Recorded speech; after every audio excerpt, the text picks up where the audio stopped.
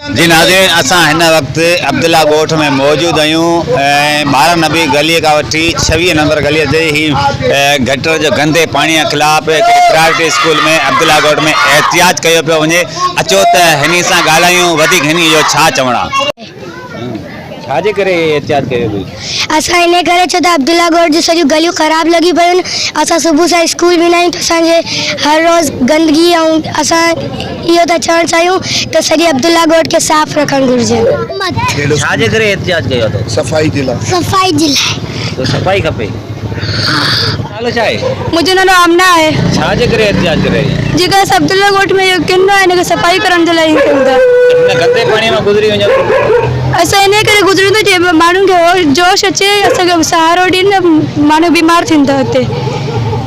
सफ़ाई ज़रूरी आहे न? जी साईं, तमाम जेको आहे 8 महीननि खां जेको आहे सिलसिलो हले तो पियो ऐं एतिरो ही गंद लॻो पियो आहे, एतिरो किचिरो लॻो पियो आहे, नाला बंदि लॻा पिया आहिनि।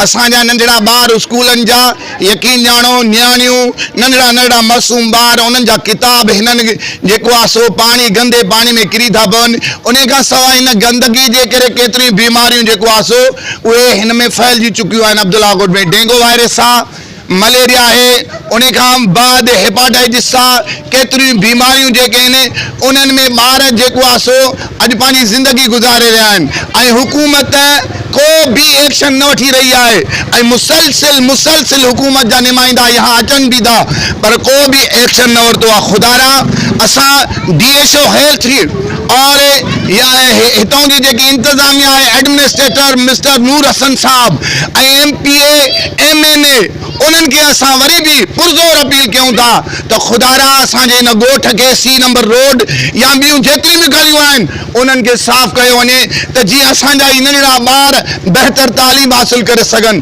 जेकॾहिं सफ़ाई न हूंदी त असांजा ॿार महफ़ूज़ न हूंदा, इहे बीमार हूंदा ऐं बीमारी जे वजह सां इहे ॿार सही तरीक़े सां तालीम हासिल न करे सघंदा। ऐं कुझु दोस्त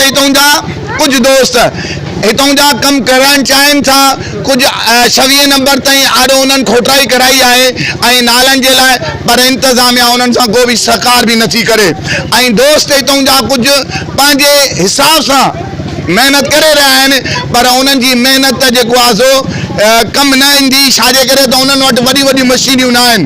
गवर्नमेंट खे वॾी मशीनियूं आहिनि, हू सिर्फ़ु पंहिंजे पेट पालण के लाइ ऐं या पंहिंजा पेट भरण जे लाइ उहे जेको आहे सो ॻोठ जे माण्हुनि खां रुश्वत वठी पैसा वठी ऐं पोइ जेको आहे मशीनियूं आणे थी ऐं चंद मिंटनि जे लाइ मशीनियूं आणे वरी वापसि करे थी ऐं सही तरीक़े सां उहे दोस्त कमु नथा कनि।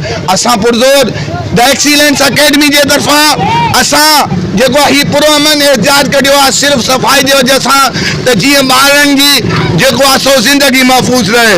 असां वरी भी MPA MNA ऐं ॿियनि जेके भी आला अमलदार आहिनि, वज़ीर आला सिंध, चीफ जस्टिस सिंध खे असां पुरज़ोर अपील था कयूं त हिन ते एक्शन खयो वञे ऐं ही असांखे गली साफ़ करे ॾिनी वञे। असांखे जेको आहे सो बहितर खां बहितर माहौल ॾिनो वञे। हिते सफ़ाई जा किचिरे जा दॿा लॻाया वञनि जंहिंमें माण्हू किचिरो फिटो कनि। हितां जी हालत इहा आहे, असांजो शऊर त इहो आहे त जिते घिटी खाली पई आहे, जिते प्लाट खाली पियो आहे, माण्हू उते गंद उछलाए वेठा आहिनि। अफ़सोस जी ॻाल्हि असांजे माण्हुनि जो अञा ताईं ज़हन भी न ठही सघियो आहे त खुदारा असां सां हुकूमत सहकार करे ऐं असांखे ही सफ़ाई कराए ॾिए। वॾी महिरबानी। मां हिननि दोस्तनि जो वॾो शुक्रगुज़ार आहियां जिन्हनि असांजे नंढे प्रोग्राम खे कवर कयो आहे। इंशाअल्लाह हीअ ॻाल्हि ऐवाननि ताईं पहुचंदी। जी नाज़रीन, तव्हां हिन जूं ॻाल्हियूं ॿुधियूं। इन स्कूलनि जा ॿार जेके एहतियाज करे विया गंदगी जे ख़िलाफ़, तव्हां ही कैमरे जे अख सां ॾिसी सघो था बैक साइड ते केॾो गंदो पाणी हिते बीठल आहे। ही तक़रीबन 6 महीननि खां मुसलसल गंदो पाणी बीठल आहे। बरसातुनि खां पोइ गंदो पाणी गटर जो हंधा जेके आहिनि गलियूं जेके सेवरेज निज़ाम डामाडोल थियो पियो आहे। हिन जो इहो चवणो त फौरी तौर MNA MPA एडमिनिस्ट्रेटर असांजो कमु कराए वञे जीअं त असांजे बचनि जी ज़िंदगी बची सघे।